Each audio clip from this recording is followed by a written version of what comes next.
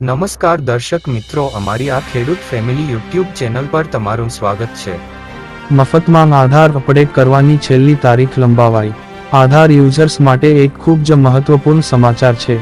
UIDAI એ ફરી એકવાર આધાર કાર્ડને ફ્રીમાં અપડેટ કરવાની સમયમર્યાદા વધારી દીધી છે.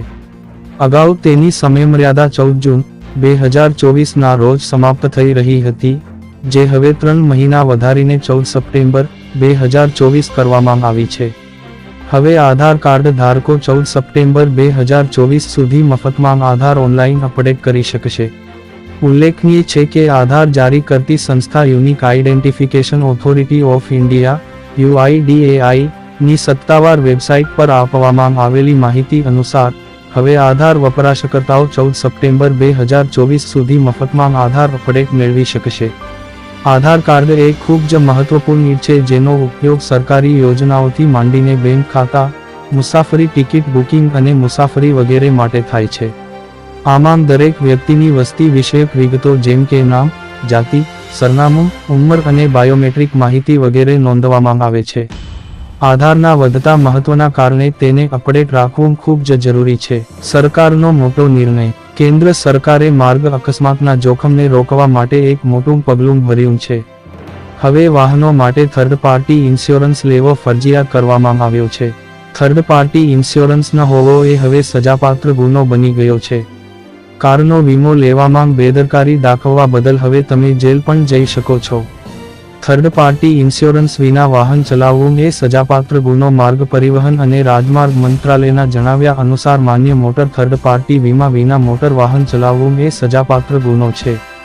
મોટર વાહન અધિનિયમ 1988 ની કલમ 146 મુજબ ભારતીય રસ્તાઓ પર ચાલતા તમામ વાહનોએ તૃતીય પક્ષના જોખમોને આવરી લેવા માટે ફરજિયાતપણે થર્ડ પાર્ટી વીમો લેવો આવશ્યક છે.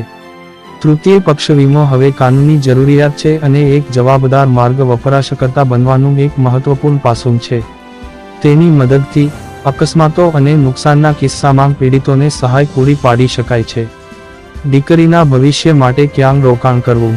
પુત્ર હોય કે પુત્રી, દરેક જણ પોતાના બાળકોને પ્રેમ કરે છે, પરંતુ દીકરીઓને પરણાવીને વિદાય કરવી પડે છે. આથી તેઓ જન્મતાની સાથે જ દીકરીઓના ભણતર અને લગ્નની ચિંતા પિતાને પરેશાન કરવા લાગે છે. માતા પિતા બાળપણથી જ તેમની પુત્રીઓના તમામ ખર્ચાઓને પહોંચી વળવા માટે રોકાણ કરવાનું શરૂ કરે છે.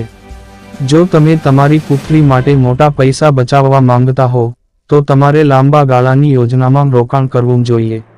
સુકન્યા સમૃદ્ધિ યોજના સરકાર દ્વારા ખાસ કરીને દીકરીઓ માટે ચલાવવામાં આવે છે.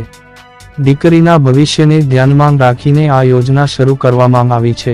તે જ સમયે PPF પણ એક લાંબા ગાળાની યોજના છે, જેમાં રોકાણકારો બાળકના નામ પર રોકાણ કરી શકે છે અને વિશાળ ભંડોળ એકત્ર કરી શકે છે. PPF 15 વર્ષમાં પરિપક્વ થાય છે અને SSY 21 વર્ષ પછી. આવી સ્થિતિમાં દીકરી માટે કઈ યોજના પસંદ કરવી વધુ સારી રહેશે? જો તમે આ અંગે મૂંઝવણમાં છો તો અહીં જાણો તમારા નફા વિશે. ખેડૂતો માટે નવી 3 યોજના.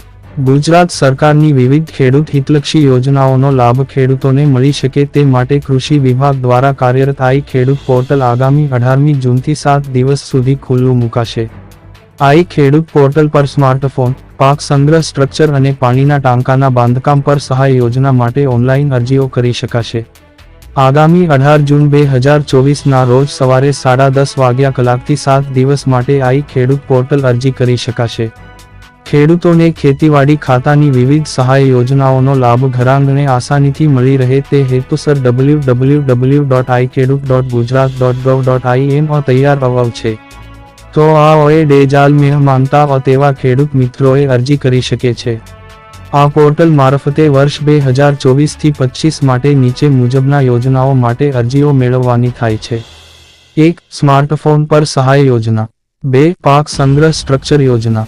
3. પાણીના ટાંકાના બાંધકામ પર સહાય યોજના.